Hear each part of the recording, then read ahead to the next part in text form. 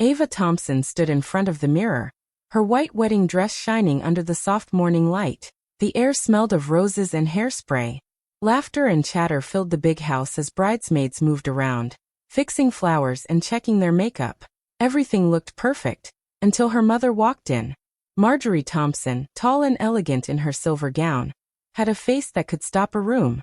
Her smile was thin cold. The noise faded when she looked at Ava.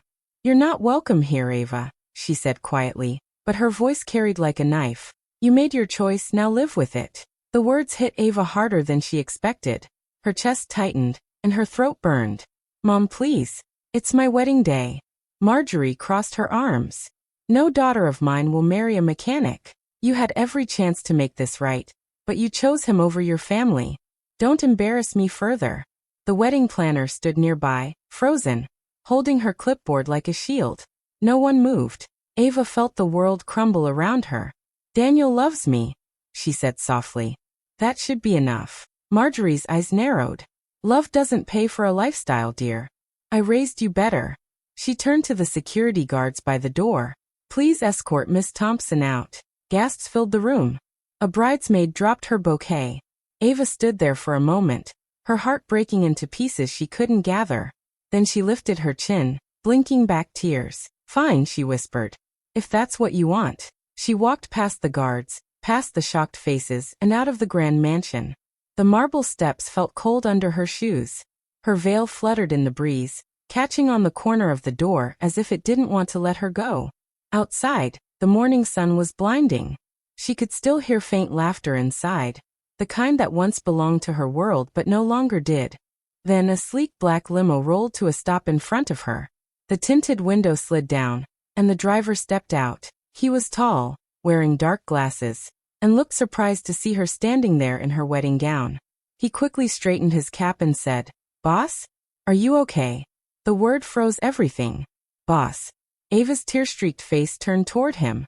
The world around her went still.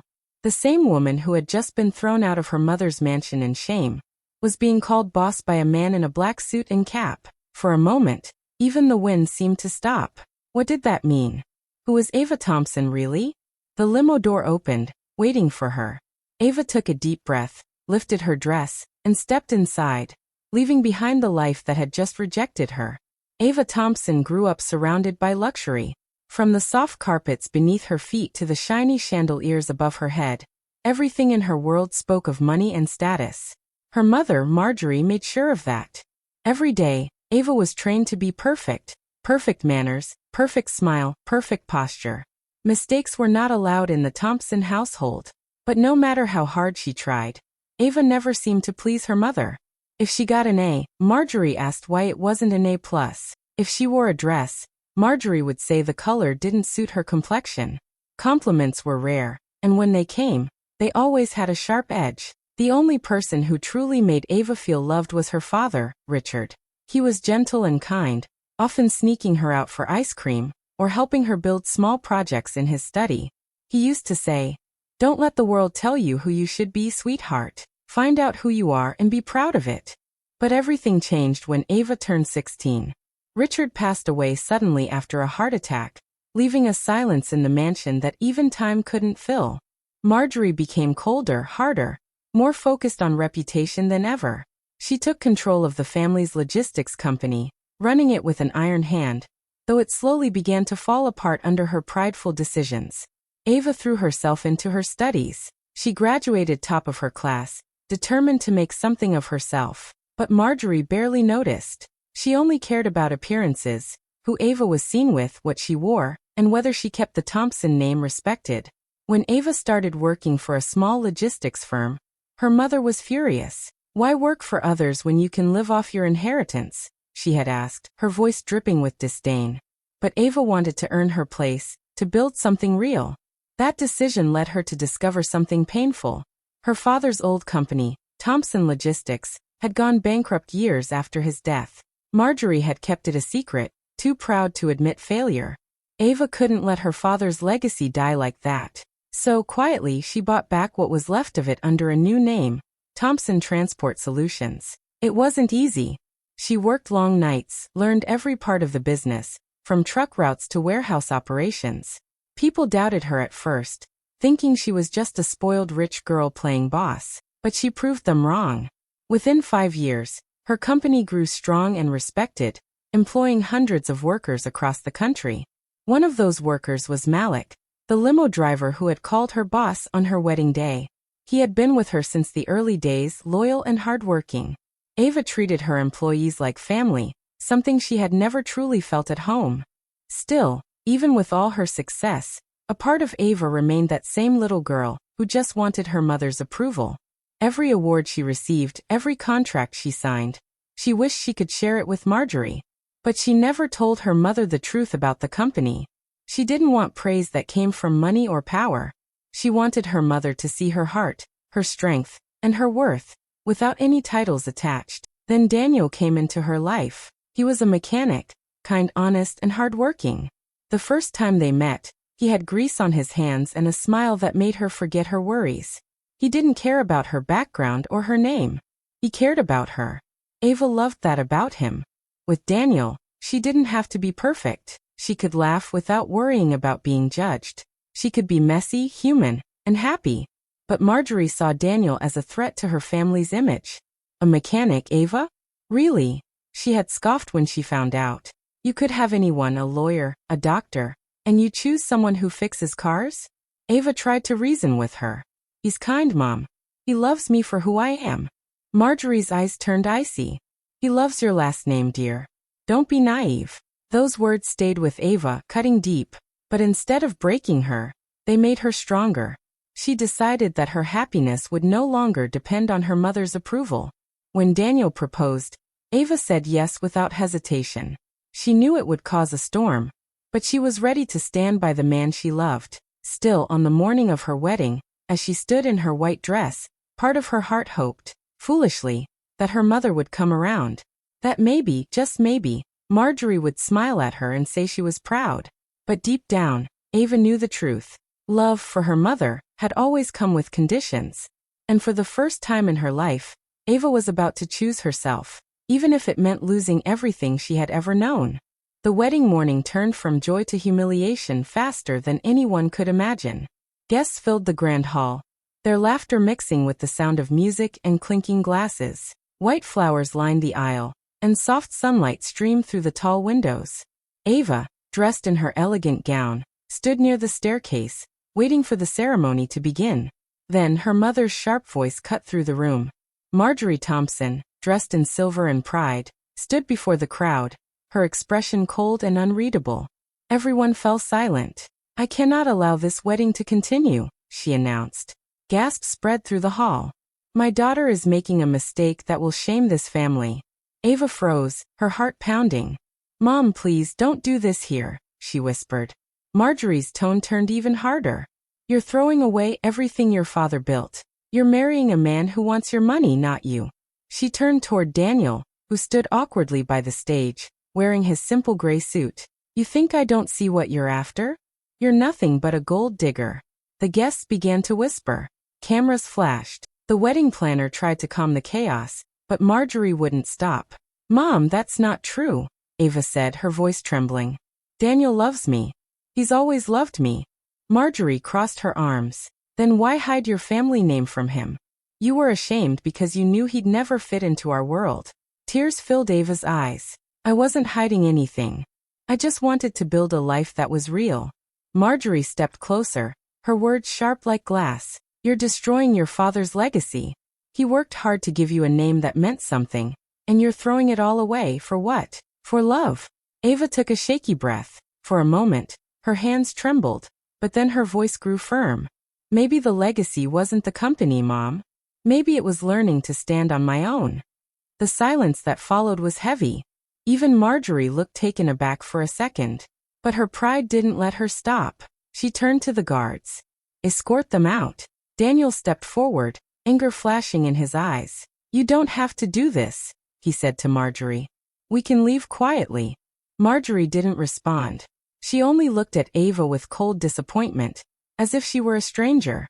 The guards gently guided Ava and Daniel toward the exit.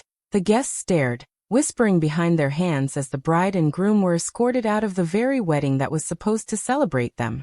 Outside, the air was still. Ava's veil fluttered in the breeze as she stood on the marble steps, feeling small but strangely free. Then, a familiar sound broke the silence, the hum of an engine. A black limo pulled up beside them. The driver stepped out quickly and said, "Boss, are you okay?" Daniel blinked, confused. "Boss," he repeated, looking from the driver to Ava. The driver, Malik, realized his mistake too late. "I'm sorry, Mang." But Daniel was already staring at Ava, trying to make sense of what he'd just heard. "Ava, what does he mean by that?" Ava looked down, her heart heavy. She hadn't planned for him to find out like this. "Daniel," she said softly, "the company I work for, I don't just work there. I own it. I rebuilt it after my father's business went bankrupt." Daniel's face showed pure shock. You own it?" Ava nodded. "I didn't want you or my mother to think I was trying to prove myself with money. I wanted you to love me for me, not for what I have." For a moment, Daniel didn't say anything. His hands were clenched at his sides, and confusion filled his eyes. "So all this time you kept it from me?" "I wanted to earn your love honestly," Ava said, tears welling up. "Everything I've done, the company, the hard work, it was to show that I could stand on my own. I didn't want my past or my family's name to define me." Daniel sighed, looking away. The situation felt unreal. One moment they were getting married, and the next they were standing on the street, rejected by her own mother and surrounded by gossip. Ava took his hand gently. "I still want to marry you, Daniel," she said. "Not for status. Not for approval. Just for us." He looked at her, torn between hurt and admiration. Then he nodded slowly. "Then let's do it our way." Ava smiled faintly, wiping her tears. She turned toward Malik. "Take us somewhere quiet," she said. As the limo doors closed, the noise of the crowd faded away. Inside, Ava leaned her head on Daniel's shoulder, her heart aching but stronger than before. She had lost her mother's blessing, but she had found something deeper, the courage to live her truth, no matter who turned their back on her. Daniel sat quietly in the corner of the small apartment they had rented after leaving the mansion. His hands were folded, and his eyes were fixed on the floor. The silence between him and Ava felt heavier than words. He finally spoke, his voice low but sharp. "Why didn't you tell me, Ava? Why did you hide that you own a company?" Ava looked at him, her heart aching. "Because I didn't want it to matter," she said softly. "I wanted you to love me for who I am, not for what I have." Daniel gave a bitter laugh. "Do you know how that sounds to me?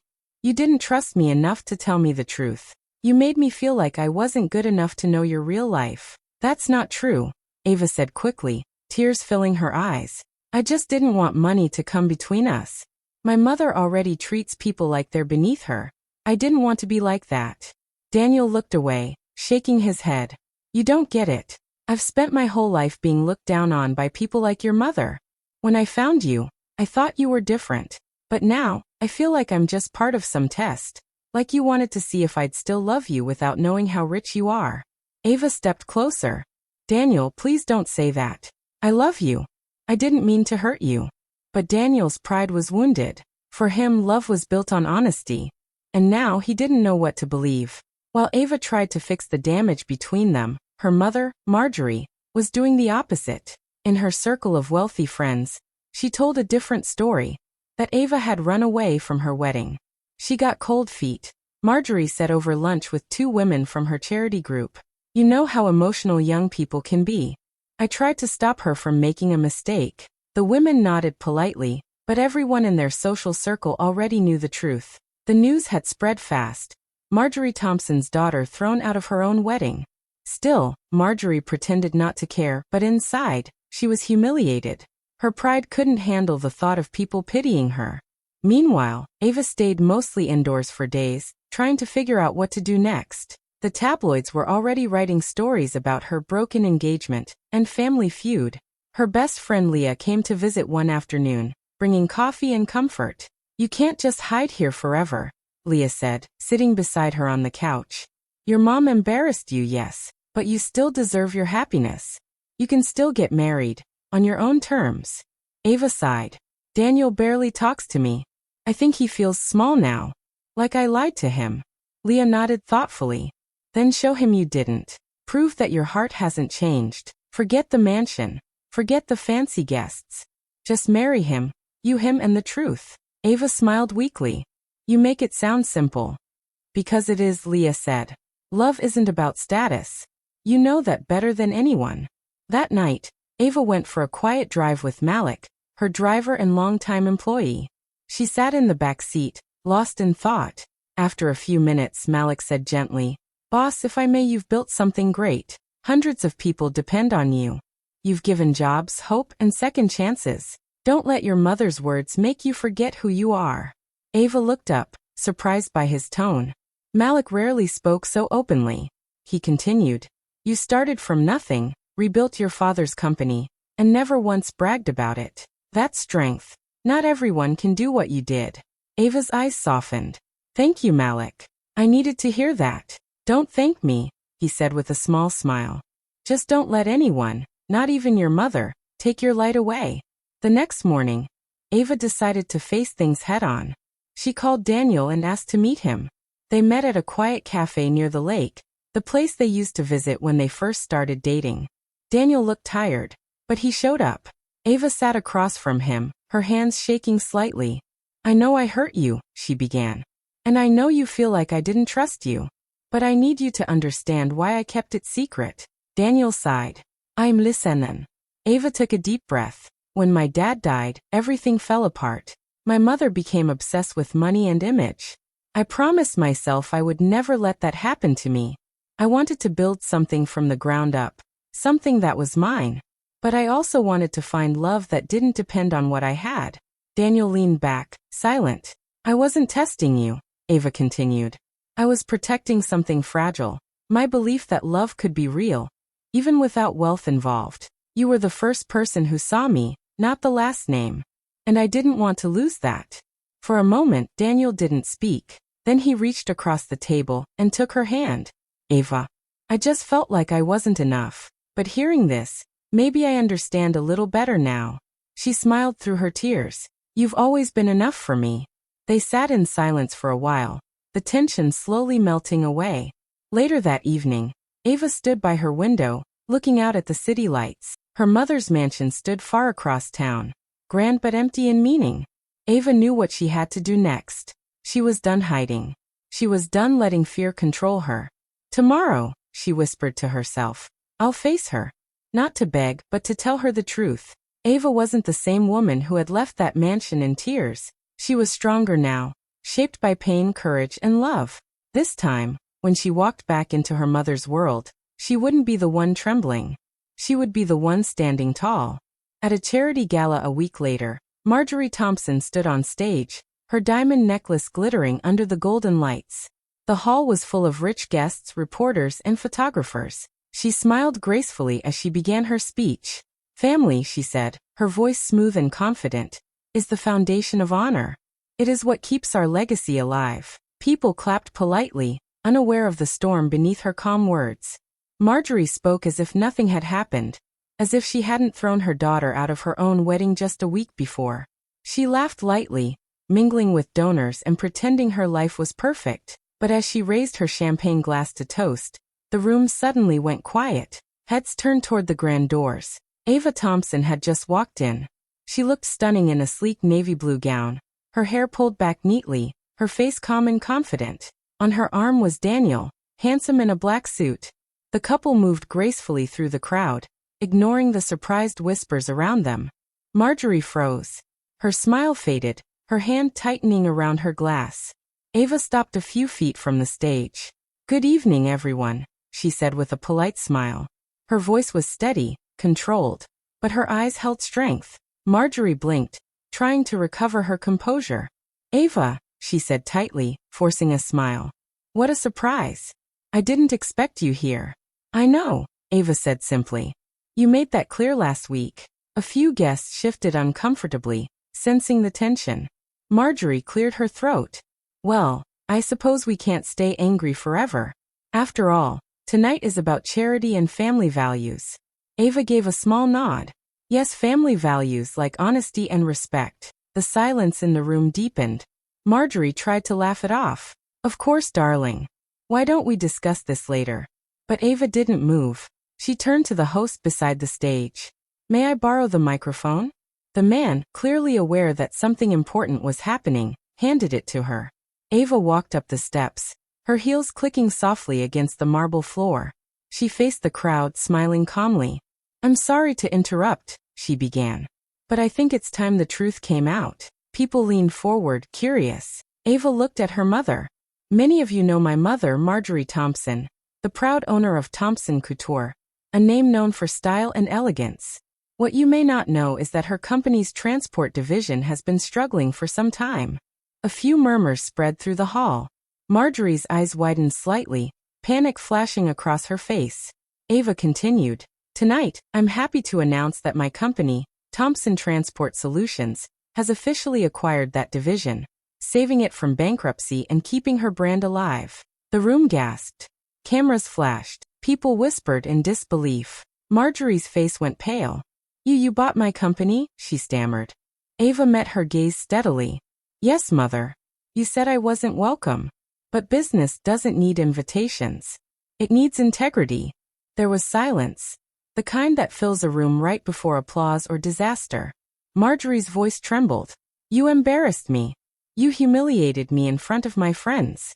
No, Mom. Ava interrupted gently.